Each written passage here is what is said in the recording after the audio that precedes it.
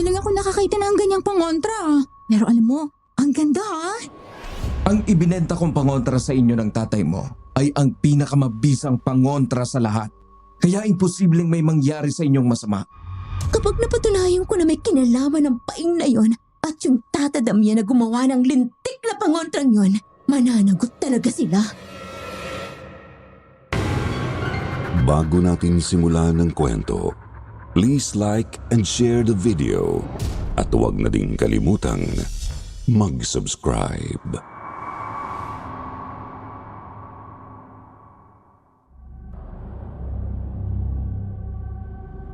Magandang umaga sa inyong lahat.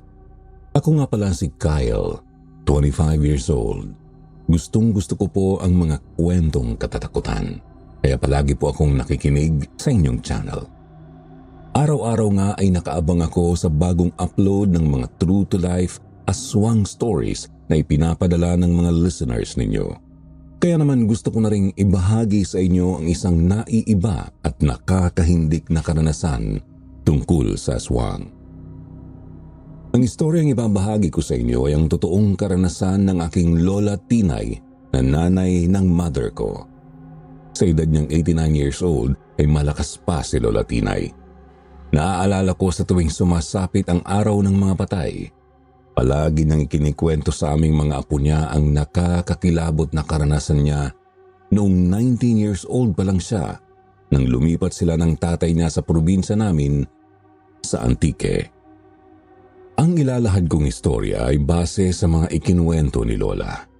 Naiiyak pa nga si Lola kapag ginikwento niya ang naging karanasan niya sa amin dahil may mga inosenteng buhay na nawala, lalong-lalo na ang pinakamamahal niyang pinsan. Itay, buo na po bang desisyon nyo na doon tayo titira sa Antique? Oo anak, nakapag-desisyon ako. Mas lalo lang akong nalulungkot kapag naaalala ko ang nanay mo rito. Kaya mas mabuting sa probinsya na tayo tumira para makalimutan natin ang masakit na nangyari dito sa bahay na ito. Alam kong hindi magiging madali pero sa probinsya, makakahanap tayo ng bagong simula. Doon mas tahimik. Hindi ko na kayang manatili rito anak. Ilang linggo pa lang nang mailibing ang nanay ni Lola Tinay noon. Namatay ito dahil sa malubhan itong sakit sa baga. Sobra raw ikinalungkot yon ng tatay niya na si Lolo Isagani kaya ayaw na nitong tumira sa bahay nila. Lumaki si Lola sa Pandakan.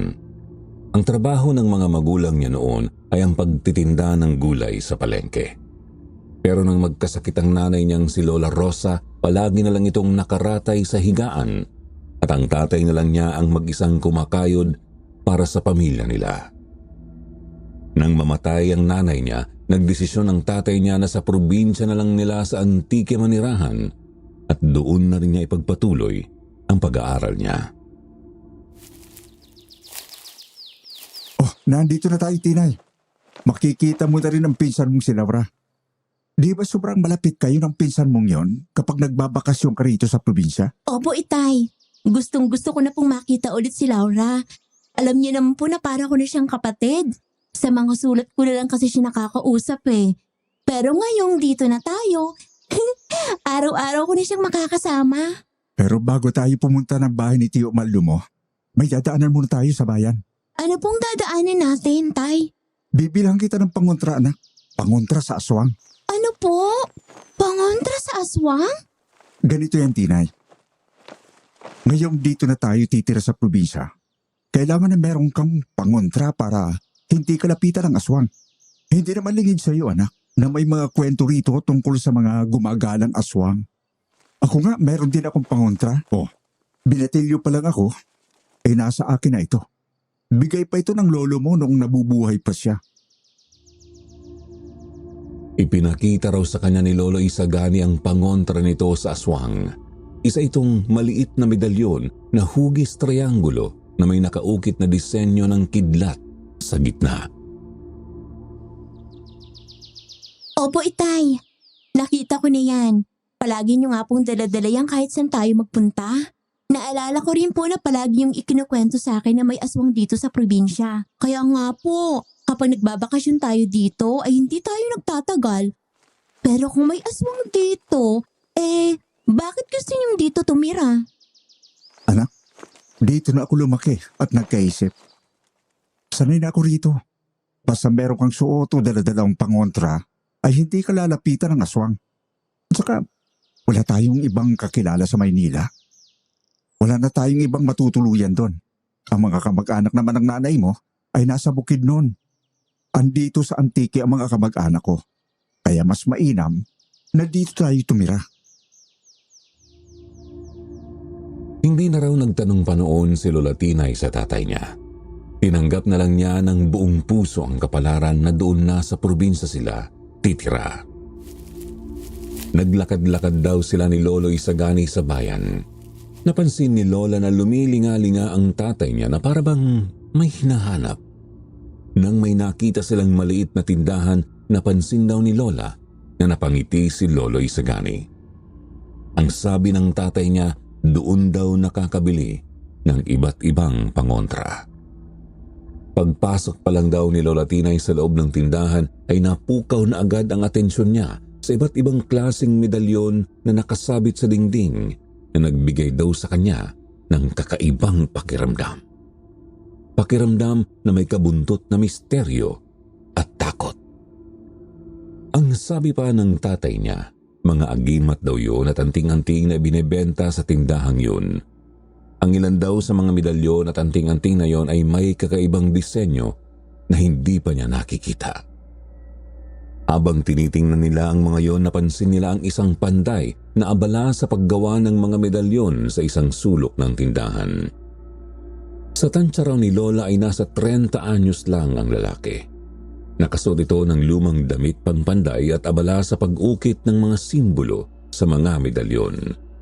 Nang makita raw sila nito, itinigil nito ang ginagawa at nilapitan sila. Anong maipaglilingkod ko sa inyo? May bibilhin kayo? Magandang araw. Pwede bang makausap si Tata Damian? Yung may-ari nitong tindahan. Nako, wala ho siya rito.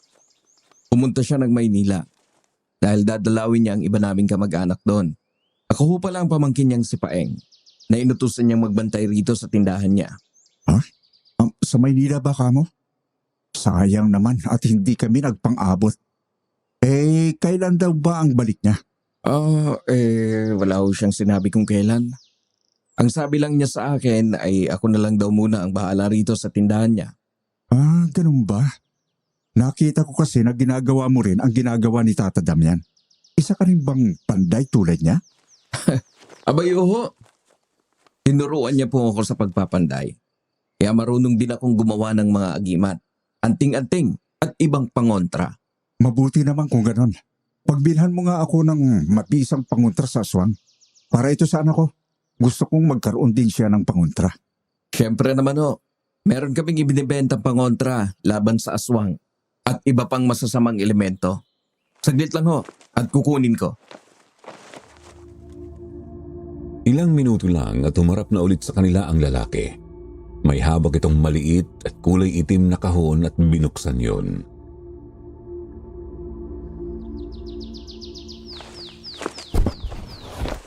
Narito ho ang pinakamabisang pangontra sa aswang. Nag-iisa na lang ito dahil maraming turista ang bumili nito noong nakaraang araw.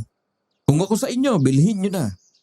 Siguradong hindi lalapitan ng kahit anong uri ng aswang ang sino mang magsusuot nito. Nang ipakita raw ng lalaking panday ang sinasabi nitong pangontra, bigla raw natakot si Lola Tinay dahil sa kakaibang itsura ng kwintas na pangontra umano sa aswang. Ang palawit kasi nito ay hugis ng ulo ng kambing.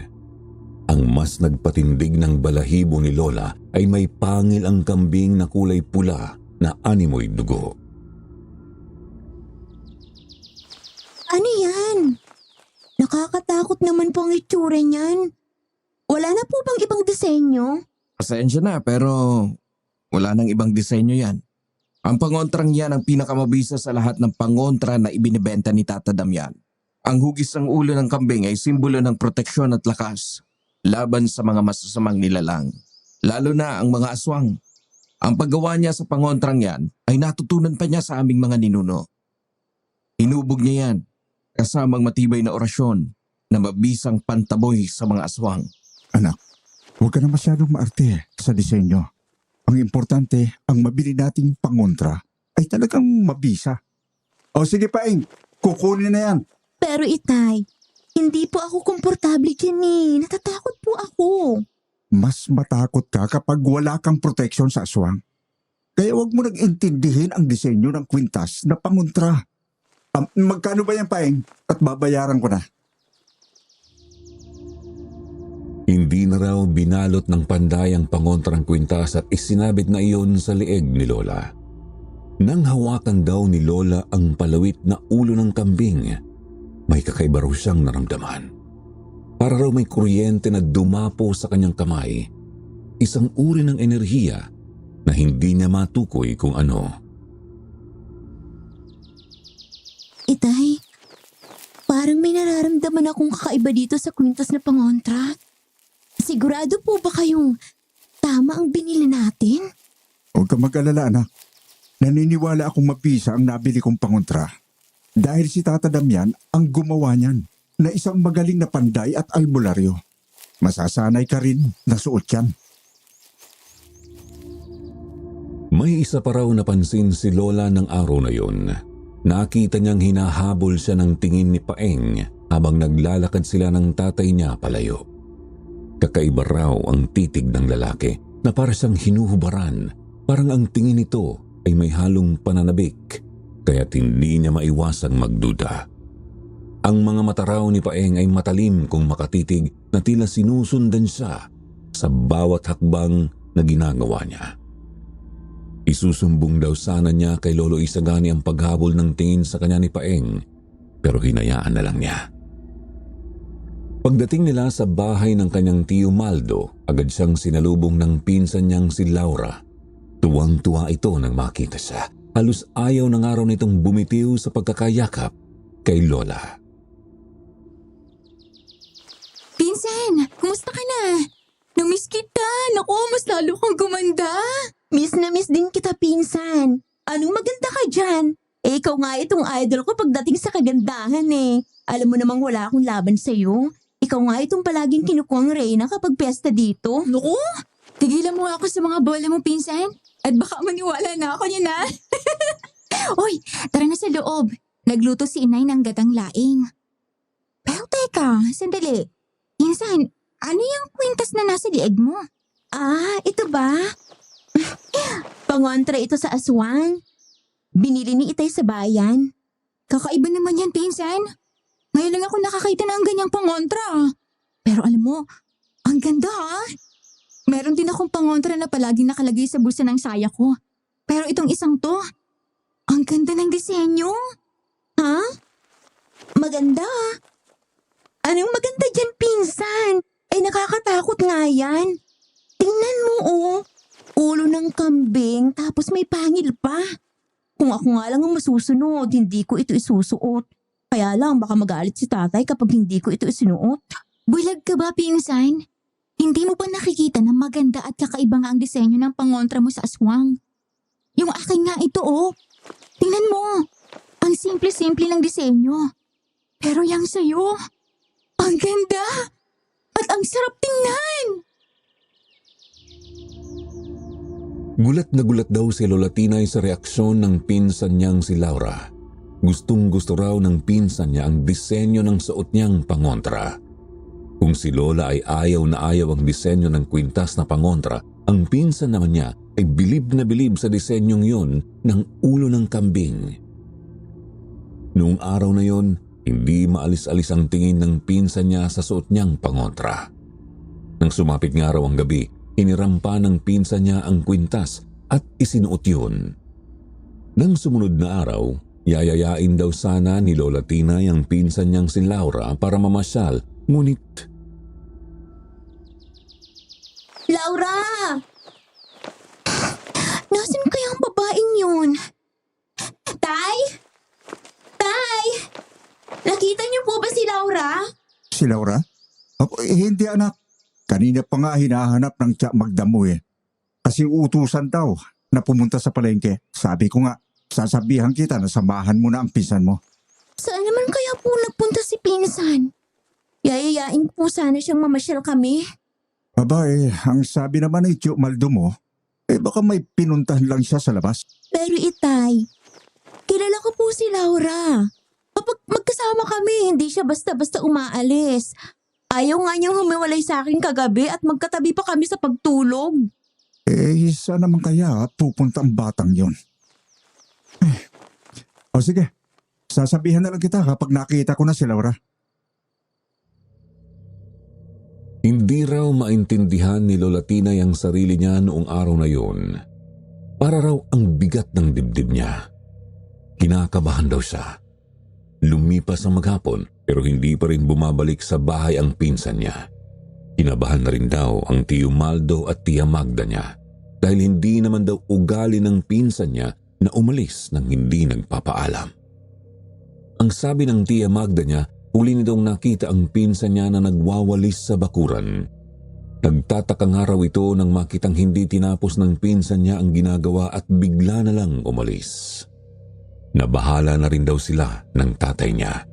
Kaya sinabi nila sa tiyo at tiya niya na hanapin na ang pinsan niyang si Laura. Kung kani-kanino raw sila nagtanong. Nakausap din nila ang iba nilang kamag-anak na taga roon at nakaabot na rin sila sa kabilang baryo. Pero wala raw nakakita kay Laura. Dahil ilang araw na rin nang mawala ang pinsan niya, inireport na rin daw nila ang nangyari sa mga otoridad. Sobrang nag-aalala na raw noon ang Tio Maldo at Tia Magda niya. Baka raw kung anong masama na ang nangyari sa pinsan niya. Tay, wala pa rin po bang balita ang mga kapulisan kay Laura? Magdadalawang linggo na po kasi siyang nawawala. Wala pa rin anak. Kinakabahan na nga ako eh. Baka nabiktima na ng aswang ang pinsan mo. Aswang? Pero Tay, umaga po nang mawala si Laura. Imposibleng aswang ang may kagagawan sa pagkawala niya. At saka, may dala-dala rin po siyang pangontra, kaya hindi po siya malalapitan ng aswang. Hindi lang sa gabi lumalabas ang aswang, Tinay. Kaya rin ang aswang na makalabas ng umaga dahil tinatago nila ang tunay nilang anyo. Hindi mo sila matutukoy sa araw dahil kaya nilang mag-anyong tao. Subalit, may mga palatandaan pa rin na nagpapakita na hindi sila normal. Meron silang kakaibang aura at may kakaibang amoy na hindi mo maipaliwanag. Pero kung may dalang pangontra ang pinsan mo, hindi siya basta-basta malalapitan ng aswang. Pero sana lang ay malakas ang pangontra ang meron siya. Dahil kung mahina ang pangontra niya, pwede siyang malapitan ng aswang. Sa sinabi ng tatay niya, mahigpit daw na napahawak si Lola sa palawit na pangontra na nakasabit sa leeg niya. Nang hawakan niya raw yun, muli niyang naramdaman ang kakaibang enerhiya na gumagapang sa buo niyang katawan. Para bang may sariling buhay ang pangontra. Parang may hindi nakikitang puwersa na dumadaloy mula rito at kumakalat sa kanyang mga ugat. Ang init daw ng enerhiya nito ay parang sinisipsip ang lakas ng katawan ni Lola. Kaya inalis niya ang kanyang kamay na nakahawak sa pangontra. Hindi niya pinansin ang naramdaman niyang yun dahil sa isip niya, baka yun ang kapangyarihan nito para hindi sa lapitan ng aswang. Isang araw, wala raw sa bahay ang Tio Maldo, Tia Magda at si Lolo Isagani. Pumunta ulit ang mga ito sa mga otoridad para magtanong kung may balita na sa pagkawala ng pinsan niya. Nainip daw siya sa loob ng bahay kaya naisipan niyang lumabas. Naalala pa niya ang bilin ng tatay niya na huwag daw niyang huhubarin ang suot niyang pangontra para sa proteksyon niya. Naglalakad-lakad daw siya nang may makasalubong siyang batang lalaki.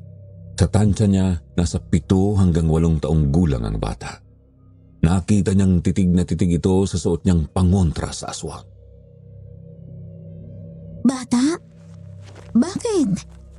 Nagagandahan ka ba sa suot mong kwintas? Ninitian daw siya ng bata, saka ito tumango. Lumapit daw ang bata sa kanya at hinawakan ang palawit na ulo ng kambing. napansin ni Lola na hindi naaalis ang pagkakangiti ng bata habang titig na titig pa rin ito sa suot niyang pangontra. Ang sabi ng bata ay gusto raw nitong gawing laruan ng kwintas niya. Pero ang sagot ni Lola ay hindi maaari dahil yon ay isang pangontra at hindi laruan. Maya-maya may boses ang narinig sa likuran. Nang lingunin niya ito, nakita niya ang nanay ng bata na kanina pa pala ito hinahanap. Hinila ng babae ang braso ng bata palayo sa kanya. Humingi pa nga raw ng paumanhin ng babae sa kanya bago ito umalis kasama ang anak nito nakatingin pa rin sa suot niyang kwintas. Hapon na raw nang nakabalik ang tatay, tiyo at tiya niya. Bagsak ang mga balikat ng mga ito dahil wala pa rin daw balita tungkol sa pinsan niyang si Laura. Naghahapunan na sila ng oras na yon nang may narinig silang babae na umiiyak. Nang lumabas sila ng bahay, nakita ni Lola Tinay na ang umiiyak pala ay yung babae na nanay ng batang tuwang-tuwa kanina sa suot niyang pangontra sa aswang. Halos maglupasay na ito sa lupa sa kakahagulgul. Tinanong daw ni Lolo Isagani sa babae na ang pangalan ay Aling Teresa kung bakit ito umiiyak. Ang sagot nito ay nawawala raw ang anak nitong si Pablo. Huli raw nitong nakita ang anak na naglalaro sa labas ng bahay pero nang malingat daw ito, bigla na lang nawala ang bata. Kinabahan daw noon si Lola dahil pangalawa na yon sa mga nawawala sa lugar nila. Una ang pinsan niya, tapos yung bata naman na anak ng kapitbahay nila. Ano bang nangyayari dito? May nawawala na naman? Wala pang ang resulta sa pagkawala ng pinsan ko. Meron na namang kasunod. Ang nakapagtataka, bigla na lang daw nawala yung bata. Ang sabi ni Teresa, nilapitan ka raw ng anak niya kanina. Tinatanong niya kung lumapit ba ulit ang bata sa'yo. Ganito po kasi yun, Itay. Nainip po ako sa bahay kaya naisip kong lumabas at maglakad-lakad. Nakasalubong ko yung bata. Tuwang-tuwa pa nga po siya dito sa suot kong kwintas na pangontra sa aswang. Tapos, tinawag na siya ng nanay niya. Hindi na po ulit kami nagkita dahil bumalik na po ako sa bahay. Kung gayon, iisa lang ang pinaghihinalaang kung may kagagawan ng pagkawala ng bata. Maaaring kinuha rin ito ng aswang tulad ng pinsang mong si Laura. Sa sinabi ng tatay niya, kinabahan si Lola Tinay. Hindi pa rin maalis sa isip nito na aswang ang may kagagawan ng pagkawala. Nang marinig naman yon ng nanay ng bata, mas lalo itong humagulgol. Wala daw suot o dalang pangontra ang anak niya kaya posible raw na kinuha ito ng aswang. Naalarma na ang buong baryo dahil dalawa na ang nawawala kaya't iniutos ng namumuno roon na huwag na munang lumabas ng bahay ang mga taga roon kung wala namang importanteng gagawin. Mahigpit na ipinagbawal ang paglabas ng mga bata at mga babaeng nagdadalang tao. Kung may importante namang lakad, kailangang magsuot o magdala ng pangontra sa aswang. Nagbilin naman si Lolo Isagani na huwag na munang lalabas ng bahay si Lola Tinay kahit na may pangontra siya. Mas mabuti na raw ang nag-iingat. Isang gabi habang natutulog si Lola nagkaroon siya ng nakakatakot na bangungot. Nakita niya ang pinsan niyang si Laura sa isang madilim na silid at umiiyak. Inay! Tulungan mo ako! Tulungan mo ako! Laura, pinsan!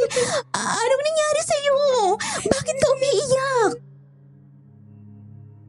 Ilang beses tinanong ni Lola kung bakit umiiyak ang pinsan niya pero hindi raw ito sumasagot. Umiiyak lang ito at nakatingin sa kanya. Laura, sabihin mo sa akin kung anong problema. Paano kita matutulungan kung hindi mo sasabihin sa akin kung bakit ka umiiyak? Inay! Inay, tulong! Tulungan mo ako! Pakiusap!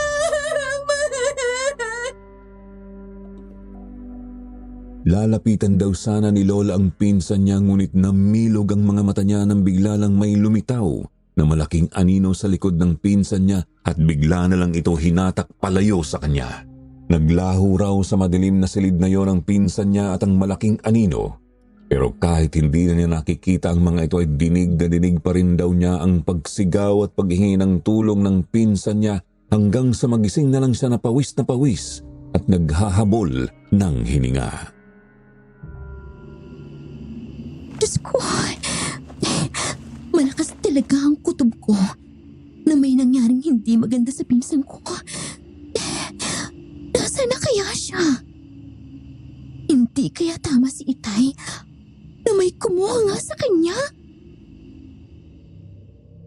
Ikikwento raw sana niya sa tatay niya ang masamang panaginip niya nang magising siya kinaumagahan. Pero paglabas niya raw sa kwarto, may mga bisita raw sa sala. Nang tanungin ni Lola ang tatay niya, sinabi nito na ang mga bisita nila ay ang pinsan nito at ng tiyo Maldo niya na si Tia Esther, kasama ang anak nito na si Anton. Mas matanda raw ang binata sa kanya ng 3 taon. Nagpunta raw ang mga ito roon para makituloy dahil nagpunta ang asawa ng babae sa Maynila at may importante raw na aasikasuhin. Natatakot daw kasi ito na maiwan sa bahay kasama ang anak kaya nakiusap na doon muna sa bahay tutuloy kahit ilang araw lang habang hindi pa nakakabalik ang asawa nito. Pumayag naman daw ang tiyo Maldo niya. Mabuti raw yun para maibang nakakausap ang tiya Magda niya na palaging malungkot at umiiyak simula nang mawala ang pinsan niya. Mabait daw ang pinsan ng tatay at tiyo Maldo niya na si Tia Esther. Masaya rin daw itong kausap dahil palakwento ang babae. Palagi rin itong pinapatawa ang tiya Magda niya para kahit papaano ay pansamantalang makalimutan nito ang sakit at lungkot ng pagkawala ng pinsan niya.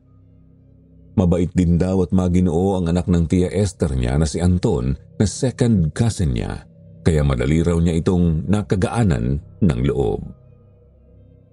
Minsang nagkakwentuhan sila, napansin nito ang kwintas na pangontrang nakasabit sa leeg niya. Namilog daw ang mga mata nito habang titig na titig sa palawit ng pangontra niya. Noon lang din daw ito nakakita ng palawit na hugis ulo ng kambing. Giliw na giliw daw ang binata habang pinagmamasda ng pangontra niya sa aswang.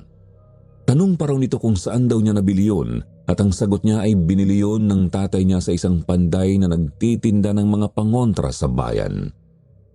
Ayon pa rito, mayroon din itong pangontra sa aswang na kwintas pero hindi raw kasing ganda ng suot niyang kwintas. Kaya nga hindi raw nito sinusuot ang sariling pangontra dahil ayaw nito ng disenyo. Bakit ba gustong-gusto ninyo itong palawit ng kwintas na pangontra sa aswang? Nakakatakot nga ang disenyo nito. Saan ka nakakita ng disenyo ng pangontra na hugis ulo ng kambing? Pakiramdam ko nga, mas lalo akong lalapitan ng aswang kapag suot ko ito kaysa sa lalayuan ako. Naputol ang pag-uusap nila ni Anton nang tawagan ito ng kanyang nanay. Sabi ng binata babalik siya para makipagkwentuhan pa kay Lola Tinay. Ngunit kinahaponan, napansin ni Lola si Anton na palabas ng bakuran. Kuya Anton! Kuya Anton! Saan ka pupunta?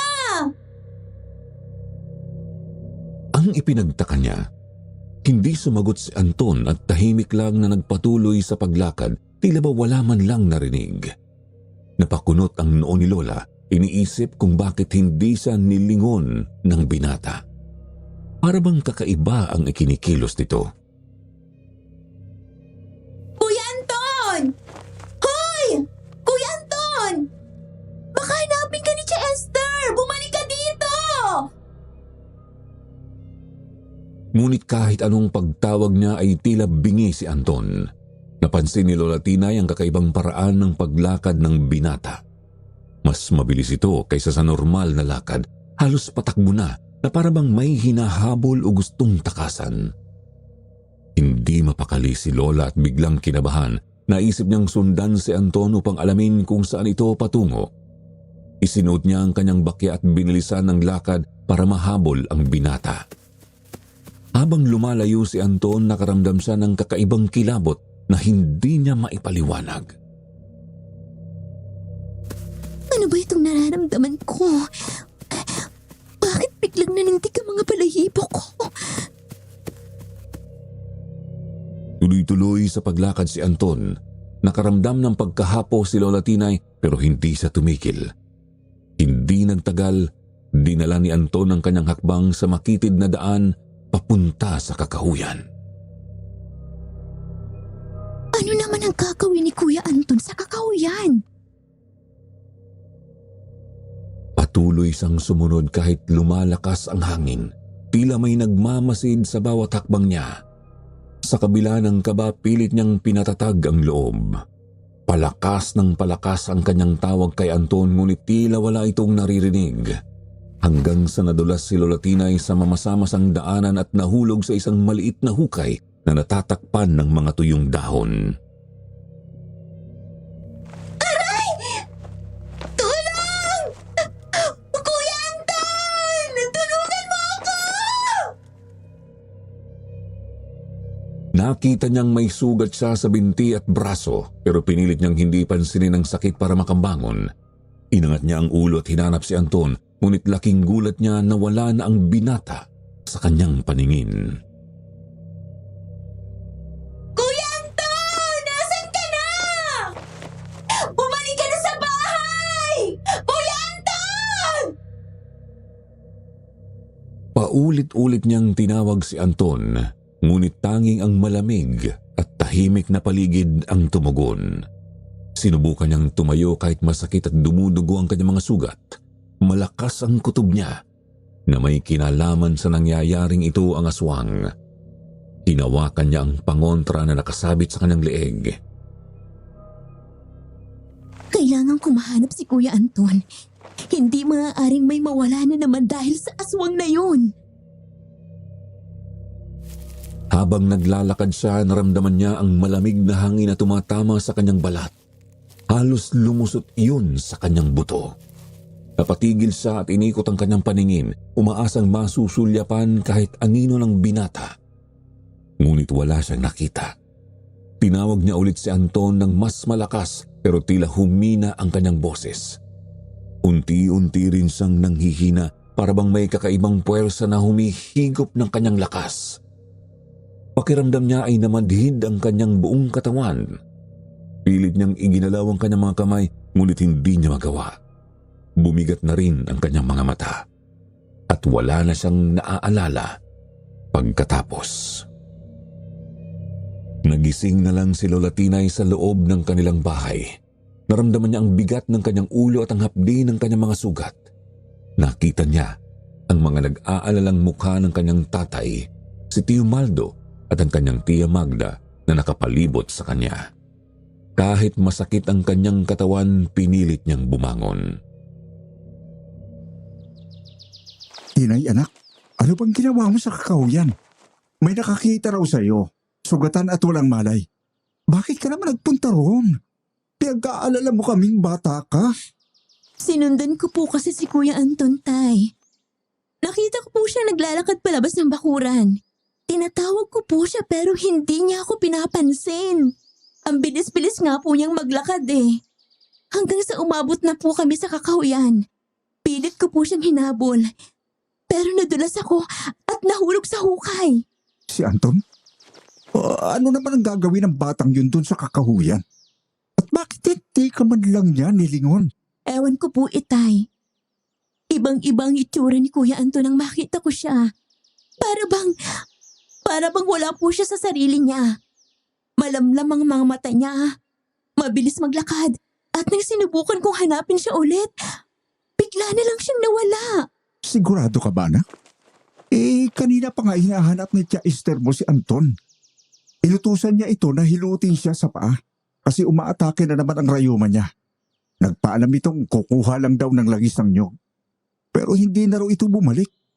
Masama ang kutob ko na nangyari rin kay Anton ang nangyayaring bigla ang pagkawala ng pinsan mong si Laura at ng anak ni Aling Teresa. Palagay ko, may kinalaman sa pagkawala nila ang aswang.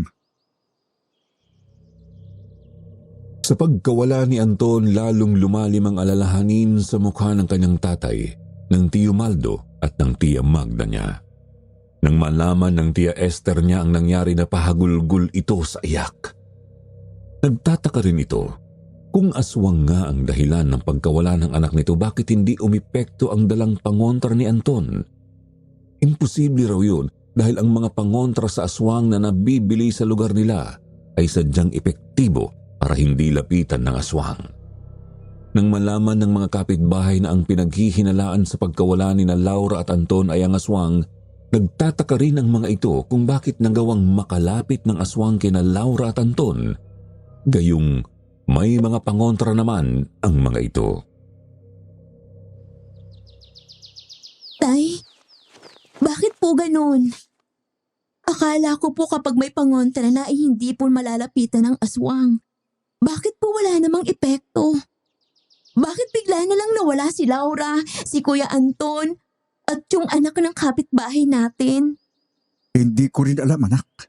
Nagtataka rin ako kung bakit hindi tumatalab ang mga pangontra nila. Sa palagay ko, malakas na aswang ang gumagala sa paligid, kaya hindi umeepekto ang mga pangontra. Kaya ikaw, huwag ka munang lalabas ng bahay. At huwag na huwag mong huhubarin sa katawan mo ang pangontra mo. Halo-halo na raw ang nararamdaman noon ni Lola. Hindi na niya alam kung ano ang iisipin. Bukod sa kanyang Tia Magda, panay na rin ang iyak ng Tia Esther niya sa pagkawala ng anak nitong si Anton. Ang tatay niya, si Tio Maldo, at ang iba pang mga lalaking kapitbahay ay nagdesisyon na magronda dahil nakakabahala na ang nangyayari sa kanilang lugar. 3 tao na ang nawawala at hindi na raw nila hahayaang madagdagan pa ito. Hindi na rin napigilan ni Lola ang maiyak. Parang gusto na niyang pagsisihan ang pagtira nila roon sa probinsya. Hindi niya akalain na sa pagpunta nila roon ay kababalaghan ang sasalubong sa kanila. Mas lalo siyang naiyak nang maalala ang pinsan niyang si Laura na isa sa mga nawawala, lalo na nang maalala niya ang masamang panaginip tungkol dito. Malakas ang kutob niya na may kinalaman ng aswang sa pagkawala ng pinsan niya, ni Anton at ng batang si Pablo. Habang nakahiga siya sa papag, may narinig siyang tumatawag sa pangalan niya mula sa labas ng bahay. Ha? Sino yun? Nang bumangon siya, agad siyang nagtungo sa bintana at laking gulat niya nang makita sa labas si Anton. Napansin din niya ang duguan nitong damit. Pawisan din ito at nakatingin sa kanya. Tila may nais itong sabihin, ngunit walang lumabas na salita mula sa bibig nito. Habang nakatayo ito sa dilim, parang may kung anong kakaibang aura na bumabalot sa binata. At ang mga mata nitong malalim at malamlam ay tila raw nagsisilbing babala. Kuya Anton, anong nangyari sa iyo? Bakit may mga bahid na dugo ang damit mo? Nakita raw ni Lola na biglang lumungkot ang mukha nito at dahan-dahang naglakad palayo. Sinigawan daw niya ito pero hindi raw siya nito pinansin at nagtuloy-tuloy lang sa paglalakad hanggang sa nawala na ito sa dilim. Kuya Anton, saan ka pupunta? Hinahanap ka na nila. Bumalik ka na dito. Kuya! Kuya Anton! Nahimasmasan na lang daw siya sa malakas na yugyug ni Lolo Isagani sa kanya. Nang imulat daw niya ang mga mata, nakita niya ang nag-aalalang mukha ng tatay niya. Tinay anak, nananaginip ka. Itay, Kanina ka pa umuungol. Binabangungot ka na. Itay, si Kuya Anton po. Si Kuya Anton po. Anong tungkol kay Anton? Siya ba ang napanaginipan mo? Opo, Itay. Nakita ko po si Kuya Anton sa labas. Duguan po ang damit niya. Duguan? Anong ibig mong sabihin? May mga bahid po ng dugo ang suot niyang damit. Tapos yung mukha niya, Itay. Parang nakakaawa. Parang ang lungkot-lungkot niya. Parang nahihirapan siya. Natatakot po ako, Itay. Noong nakarang araw po kasi, napanaginipan ko rin si Laura. Umiiyak po siya. Tapos, bigla na lang siyang kinuha ng malaking anino. Namilog raw ang mga mata ni Lolo Isagani sa sinabi niya. Ang sabi raw ng tatay niya, mas lalo raw lumalakas ang hinala nito na may masamang nangyari sa pinsan niya at kay Anton. Ang sabi pa nito ay bumalik na raw ang asawa ng Tia Esther niya at nagalit daw ang lalaki nang malamang nawawala ang Kuya Anton niya. Sinisisi pa raw nito ang Tia Esther niya dahil kung hindi raw umalis ang mga ito sa bahay, hindi mawawala ang anak nila. Sinisisi rin daw ng lalaki ang pangontra sa aswang na dala ni Anton dahil hindi raw nito naproteksyonan ang anak. Sa sinabi raw yun ng tatay ni Lola, may kung anong pumasok sa isip niya. Naalala niya na bago mawala si Laura natuwa ito at tinitigan ang suot niyang pangontra sa aswang. Ganon din ang ginawa ng batang si Pablo. Nang makita raw siya nito, tinitigan din nito ang pangontra niyang hugis ulo ng kambing bago ito nawala. Ang nangyari raw kina Laura at dun sa bata ay nangyari rin kay Anton na pagkatapos humanga at titigan ang suot niyang pangontra, bigla ring nawala. Doon na niya napagtanto na posibleng may kinalaman ng kwintas niyang pangontra sa pagkawala ng mga ito.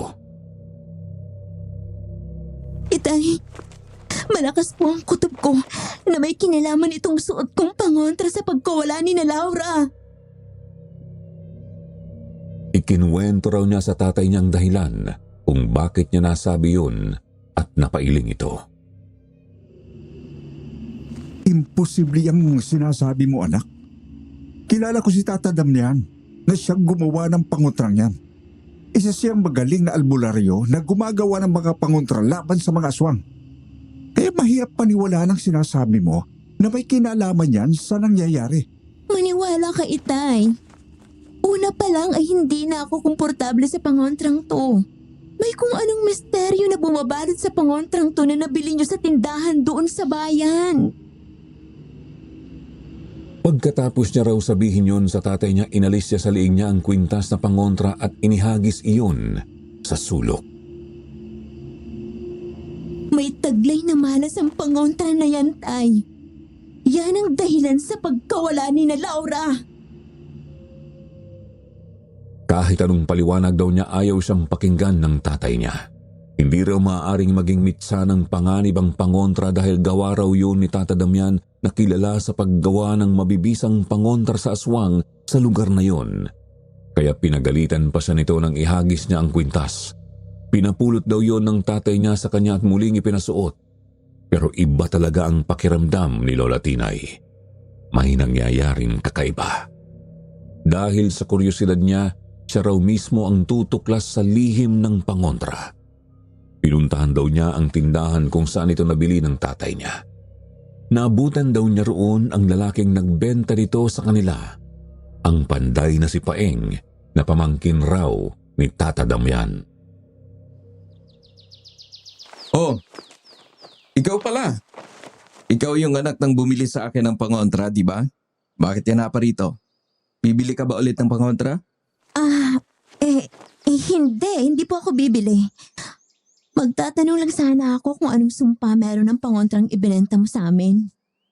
Mula nung isuot ko ang pangontrang to, ay sunod-sunod na ang mga nawawala sa lugar namin. Una, ang pinsan ko, ang biglang nawala. Tapos, yung batang anak ng kapitbahay namin. At ang sunod na nawala ay ang anak ng pinsan ng tatay ko. Lahat ng yon, nangyari ng titigan at hawakan nila ang pangontra na ibinenta mo sa amin. Sinasabi mo ba na sinisisi mo sa ibinenta kong pangontra ang pagkawala ng mga tao sa lugar ninyo? Anong kinalaman ng pangontra?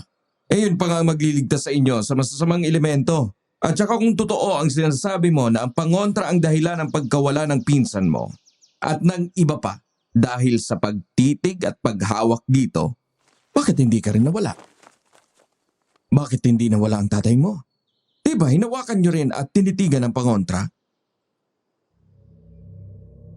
Hindi raw siya nakapagsalita sa sinabi ng lalaki. May punto naman daw ito. Sa isip niya, oo nga. Tinitigan at tinawakan din nila ng tatay niya ang pangontra pero wala namang nangyari sa kanila. Bakit ang pinsan lang niya, si Anton at yung bata ang nawala?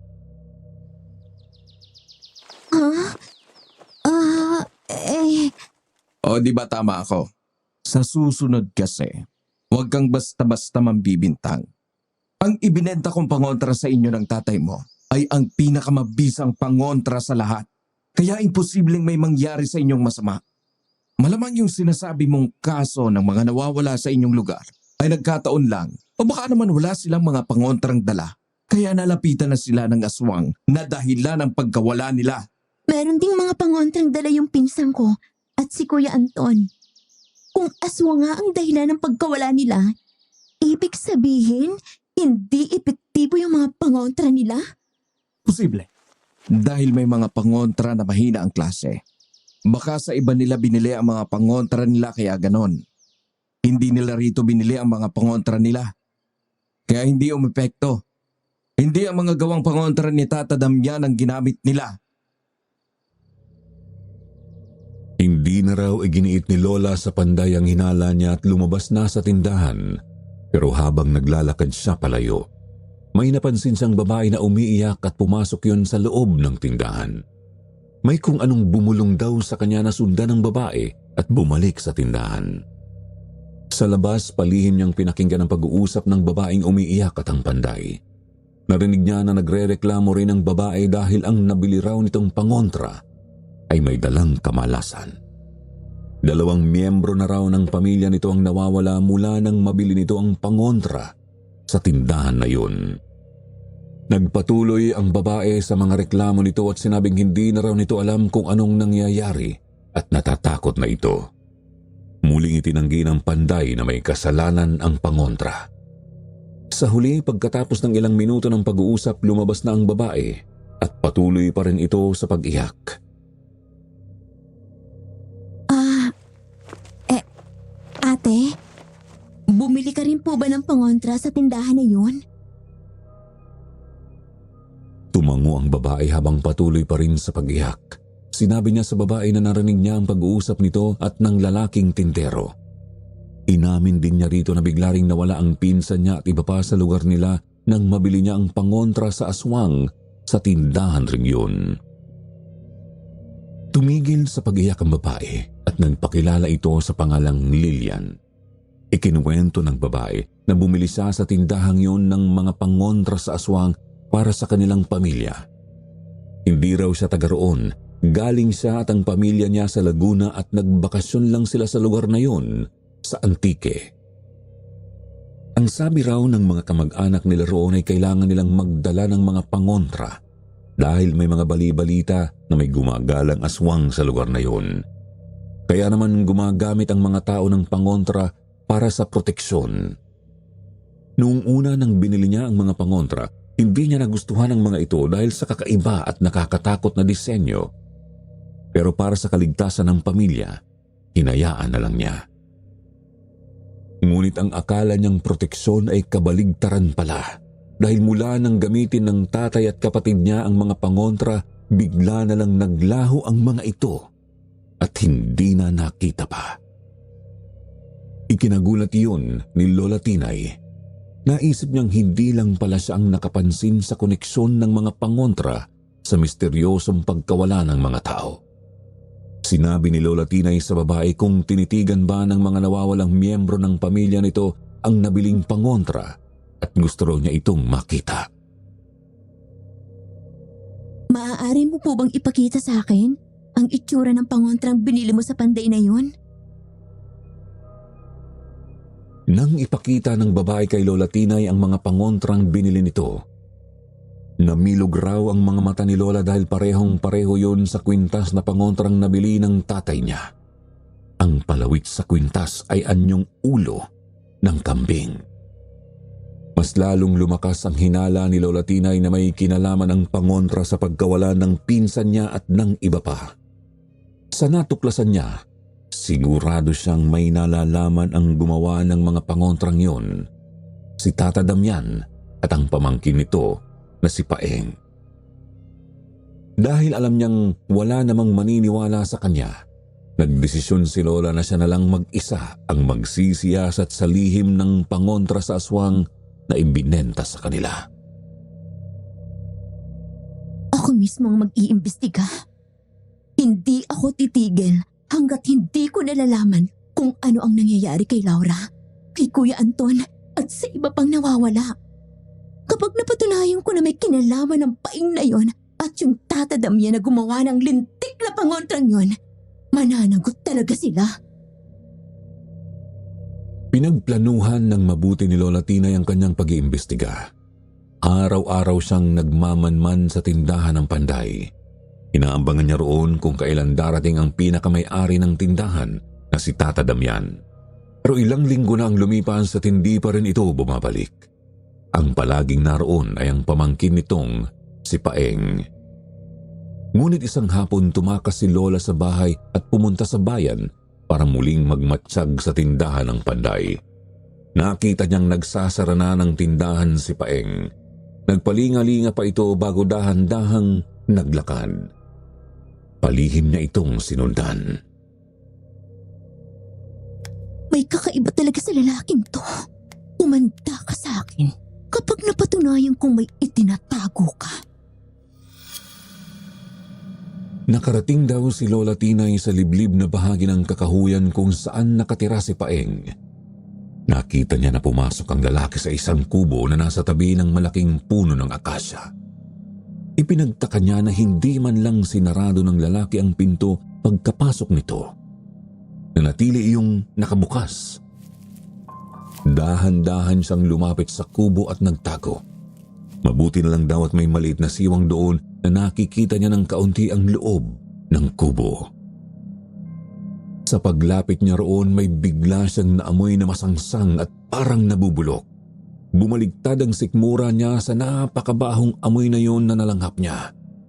Nang sumilip siya sa loob ng kubo, nakita niya na mukhang yun ang bahay ni Tata Damian dahil puno ito ng mga gamit na pangpanday. Naroon si Paeng, nakaharap sa isang malaking salamin. Tila kinakausap nito ang sarili, pero ibang lengguwahe ang ginagamit ng lalaki habang nagsasalita. Hindi niya yun maintindihan, hindi Ingles at hindi rin naman Bisaya.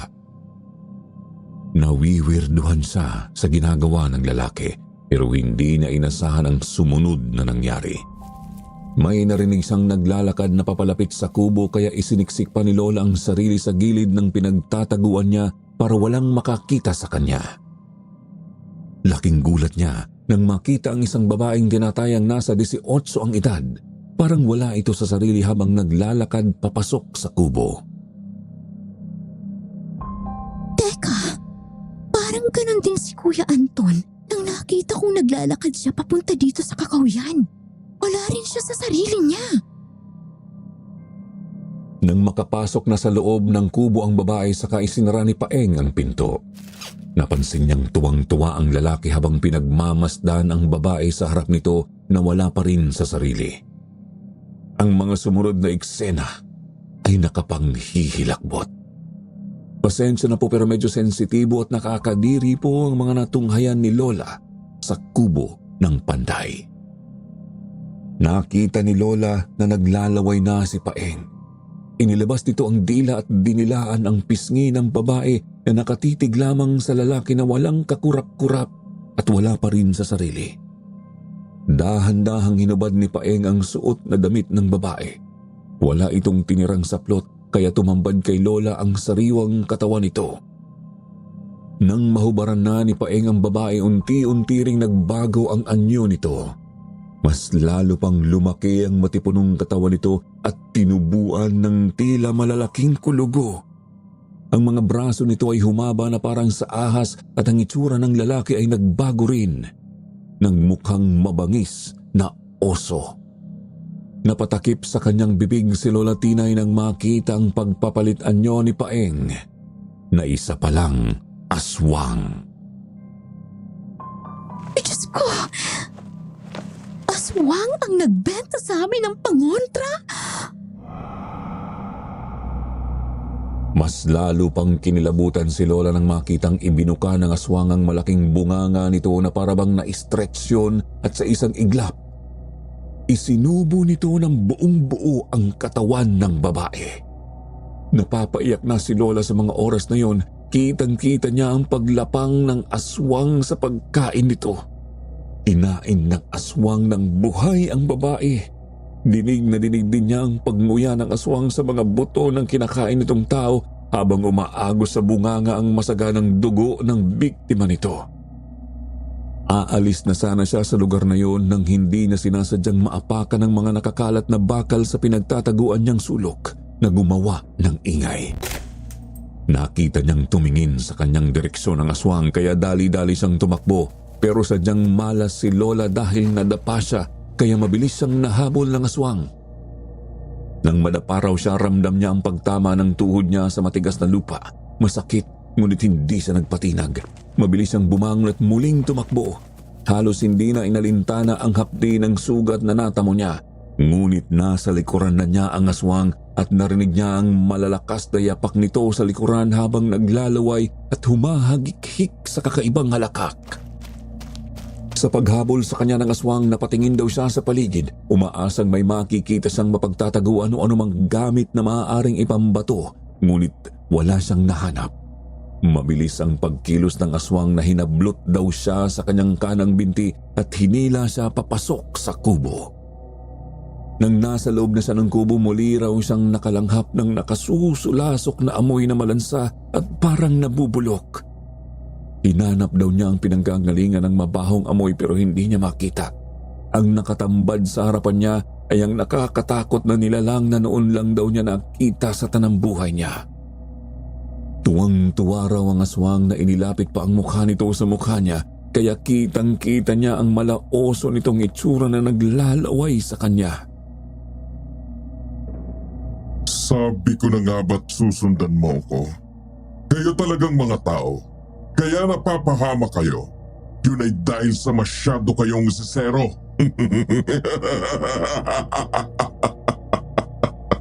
Malas mo lang dahil ikaw mismo ang naghanap sa sarili mong kamatayan.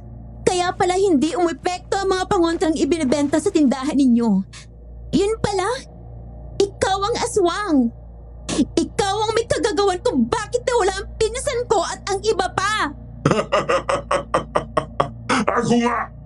Bakit? May magagawa ka ba? Maswerte ka pa nga dahil hindi ka nagka-interes sa ginawa kong pangontra. Kung hindi, mas nauna ka pa sa pinsan mo. Napangangaraw si Lola sa sinabi ng aswang. Anong kinalaman ng hindi niya pagkakaroon ng interes sa pangontra sa nangyaring pagkawala ng pinsan niya?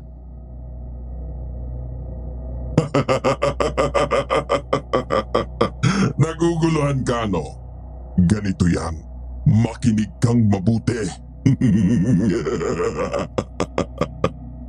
Ang mga pangontra na ginagawa ko at ibinibenta ay ginamitan ko ng hipnotismo. Ano? Hipnotismo? Oo, hipnotismo. Ako ay nagmula sa isang uri ng aswang na marunong gumamit ng hipnotismo. Ang kakayahang ito ang ginagamit ko para makakuha ng pagkain. Ginamit ko ang paggawa ng pangontra para makakuha ng mga biktima para kainin.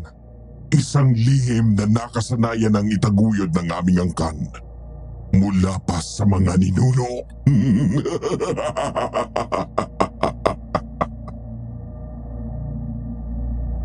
Nanlambot daw ang tuhod noon ni Lola Tinay. Hindi sa makapaniwala na may ganong uri ng aswang na nabubuhay. Kung ganun, kung ganun. Tama ang naiisip mo. Yung pinsan mong si Laura, yung bata, at yung Anton, wala na sila. Kinain ko na sila! Kung sino man ang tumitig at magka-interes sa pangontra. Sa kanila gagana ang hipnotismo. Mawawala sila sa sarili nila at maglalakad patungo rito kung saan ako nakatira. At kapag nandito na sila, kakainin ko na sila.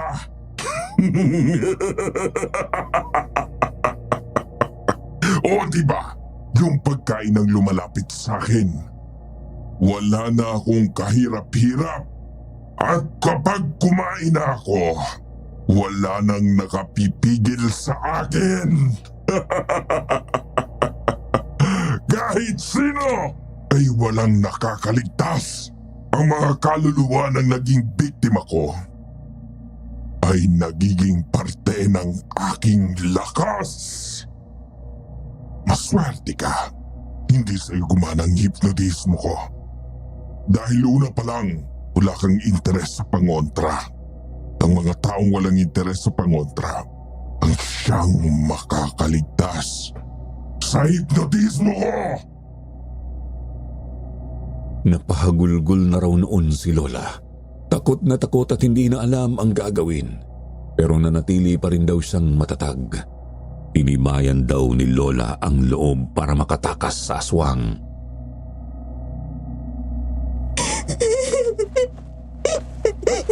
Wala ka kasing sama, Paeng! Ikaw ang dahilan sa pagkawala ng pinsan ko! Wala siyang kasalanan! Pero walang awa mo siyang pinatay at kinain! Ang dapat sa'yo ay mawala sa mundo! Ikaw ang dapat mamatay na aswang ka! Akala mo ba ay matutulad ako sa mga biktima mo? Diyan ka nagkakamali. Dahil hindi ako papayag na mamamatay ng hindi man lang lumalaban. Kinuha raw ni Lola sa bulsa ng saya niya ang maliit na kutsilyo. Mabuti na lang daw at dinala niya yon para sa proteksyon niya. Mabilis daw niyang tinarak ang matalim na kutsilyo sa pisngi ng aswang. Napasigaw ang aswang sa sakit ngunit hindi raw ito nagpatalo. Bigla raw nitong pinigilan ang kamay ni Lola Tinay at itinulak siya palayo sabay na tumawa ng malakas.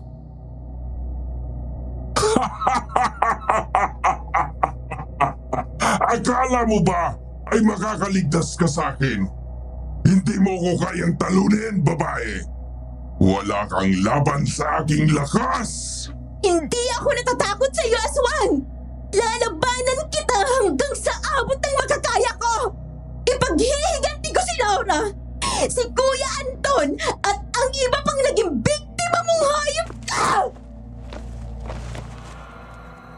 Binangga raw ni Lola Tinay ang katawan ng aswang at mabilis na tumakbo palabas sa kubo kahit na ramdam raw niya ang sakit ng mga sugat sa kanyang katawan. Ngunit ang aswang nagmamadaling hinabol siya at mabilis itong nakaganti sa kanya. Sa isang iglap na hawakan daw ng aswang ang braso ni Lola at iniangat siya mula sa lupa.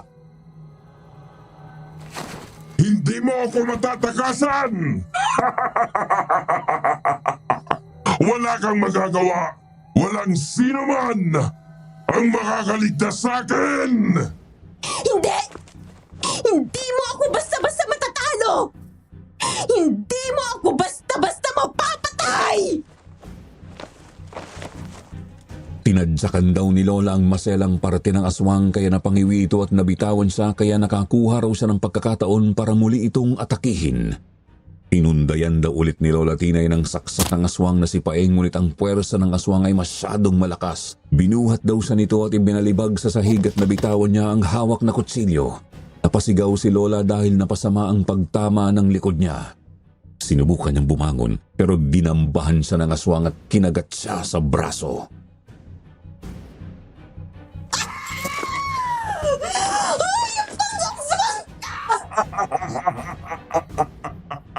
Ang sarap ng dugo mo!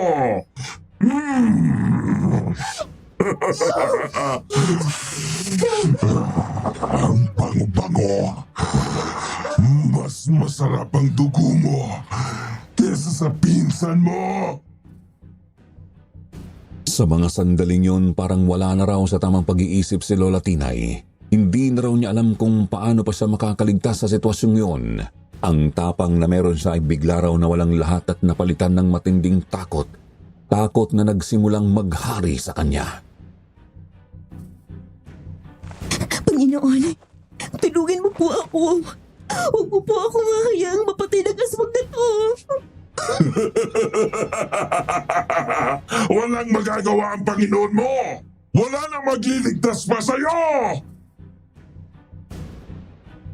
Pero nang marinig daw niya ang sinabi ng aswang ay bigla raw siyang nabuhayan. Naisip daw ni Lola na hindi sa maaaring magapi ng halimaw na yun. Inipon daw niya ang mga natitira ng lakas at pinulot ang kutsilyo na nasa sahig at mabilis niyang itinarak yun sa tagiliran ng aswang. Muling napasigaw ang aswang at dahil sa ginawa ni Lola mas lalo itong nagalit. Gamit ang matutulis nitong mga kuko, kinalmot siya nito sa likod. Namilipit si Lola sa sakit ng kumayod sa kanyang likod ang matatalim na mga kuko ng halimaw. Pakiramdam daw niya ay nag-iwan yun ng maiinit at malalim na sugat sa balat niya, kaya muli siyang bumagsak sa sahig. Gamit ang mahahabang braso ng aswang, hinila siya nito sa mga paa palapit rito at doon na muli nagtama ang kanilang mga mukha.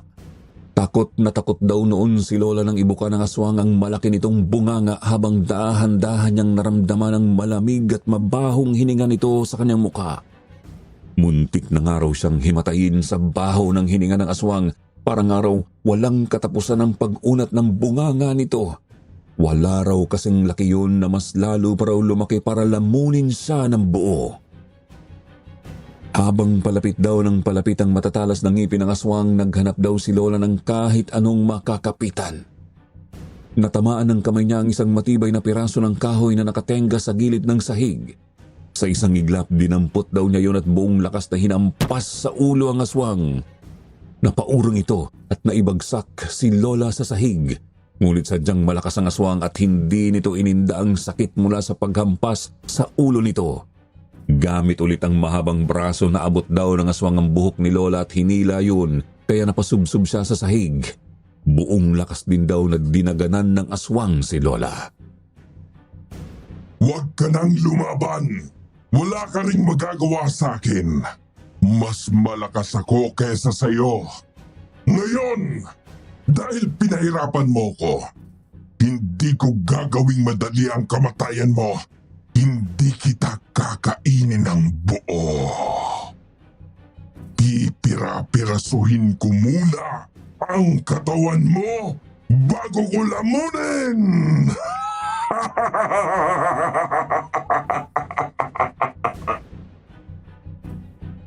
Gusto na raw mawalan ng pag-asa noon ni Lola Tinay nang biglang may kung anong bagay na tumusok sa likod ng aswang. Ah! Sinong mangalang gumawa nito sa akin?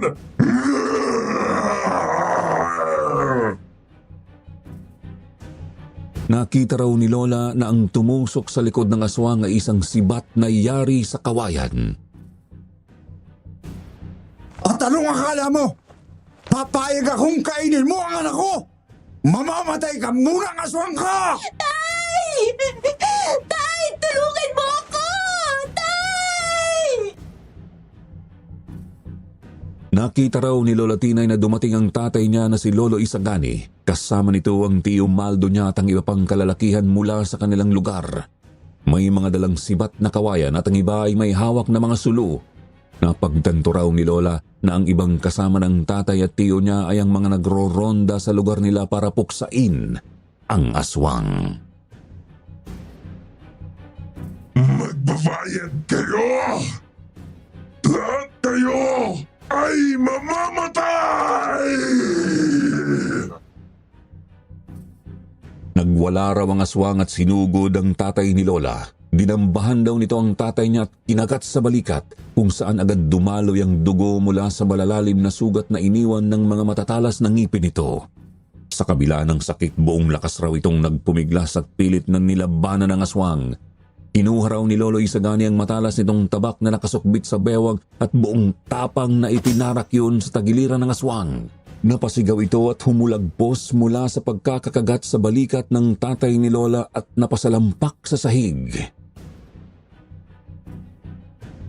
natin kung mabuhay ka bang aswang ka! Ito ang sayo!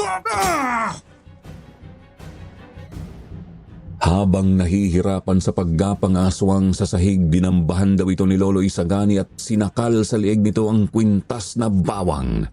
Nang sumayad ang bawang sa balat ng aswang ay agad itong nasunog. Sa nangyari, isang nakakakilabot na pagsigaw ang umalingaw-ngaw sa loob ng kubo. Kahit namimilipit na sa sakit ay nagpumiglas pa rin ang aswang. Pilit daw na inaalis ang mga kamay ni Lolo Isagani. Pero lalo lang nitong hinigpitan ang pagsakal sa aswang. Halos mabilaukan na ang aswang habang dumikit ng dumikit ang bawang sa balat nito hanggang sa unti-unting natunaw ang balat nito sa tindi ng sakit na dala ng bawang. Sa huling pagkawag ng aswang, napasigaw ulit ito ng malakas at bigla na lang huminto. Nagkikisay ito at bumagsak ng walang buhay sa harap ni Lolo Isagani. Hindi pa raw nakontento ang tatay ni Lola. Muli raw nitong kinuha ang tabak at pinugutan ng ulo ang aswang. Kitang-kita raw ni Lola kung paanong gumulong sa paanan niya ang ulo ng halimaw. Pagkatapos ay nilapitan daw siya ni Lolo Isagani at niyakap ng mahigpit. Wala na ang aswang, anak. Wala na ang salot sa lugar natin. Mabuti na lang at isa sa mga kapitbahay natin na nakakita sa iyo na pumunta rito sa kakahuyan. Kinutuban daw siya ng masama. Kaya nagsumbong siya sa amin ng Tio Maldo mo. Kaya pinuntahan ka namin dito. Mabuti na lang po itay at dumating kayo. Ang aswang na yan, siya po si Paeng. Yung pamangkin na sinasabi yung si Tata Damian. Ibig pong sabihin, may lahi siyang aswang. Siya po ang may kakagawa ng pagkawala ni Laura, ni Kuya Anton, ni Pablo, at ng iba pa niyang biktima. Ginamitan po niya ng hipnotismo ang mga ginawa niyang pangontra para kontrolin ang mga biktima niya para gawing pagkain.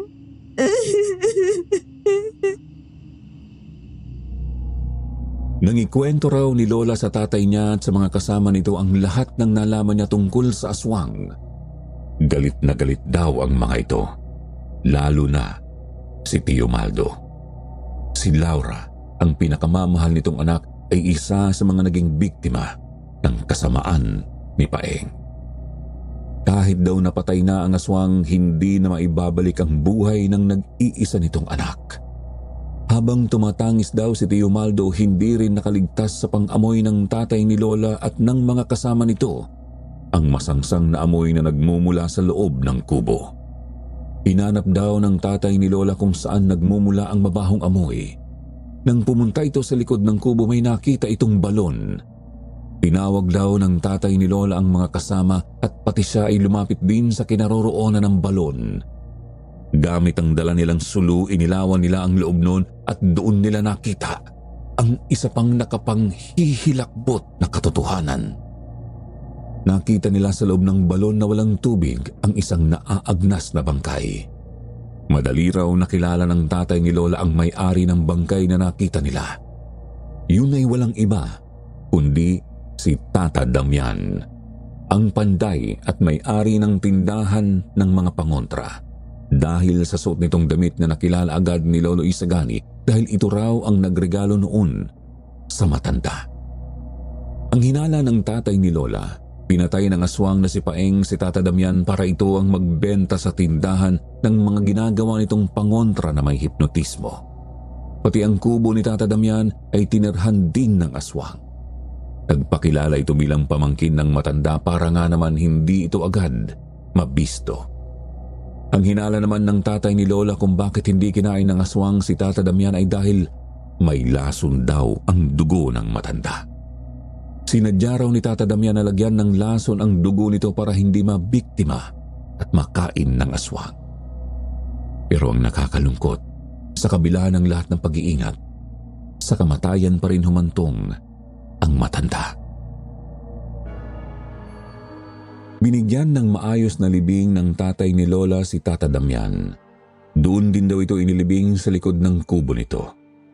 Binalikan din ni Lolo Isagani ang bangkay ng aswang upang sunugin, ngunit naglaho na raw ito at naging abo. Ibinalita rin nila ang totoong nangyari kay Tia Magda, Tia Esther at kay Aling Teresa. Maging sa babaeng nakilala ni Lola na si Lilian. Sinabi rin niya ang nangyari sa nawalang miyembro ng pamilya nito. Masakit man ang katotohanan, natanggap na rin ng mga ito ang sinapit ng mga nawalang mahal sa buhay. Ang ginawa raw ni Lola, sinira niya ang kwintas na pangontra. Ganon din daw ang ginawa ni Lolo Isagani sa tindahan ni Tata Damian. Sinunog din daw ito upang masira na rin ang iba pang pangontra na ginawa ng aswang na si Paeng. Baka raw kasi may makakuha pa nito at gamitin ang mga yon. Ilang taon din daw ang lumipas bago tuluyang natanggap ni Lola Tinay ang pagkawala ng pinakamamahal niyang pinsan na si Laura. Kaya nga sa tuwing ikinikwento niya sa amin ang karanasan niyang yon sa Antique, sumasama pa rin ang loob niya.